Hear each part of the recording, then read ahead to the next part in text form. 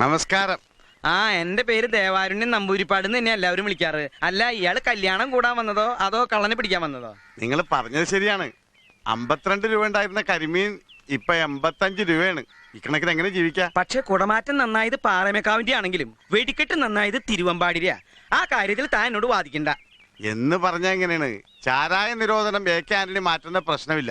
ആ ഒറ്റ കാര്യത്തിൽ മാത്രമാണ് എനിക്ക് പ്രതിഷേധം. വെറുതെ കണഗുണാന്ന് പറഞ്ഞിട്ട് എന്താ കാര്യം? കാശ്മീർ പാകിസ്ഥാൻ കൊടുത്ത ആ പ്രശ്നം തീർന്നില്ലേ?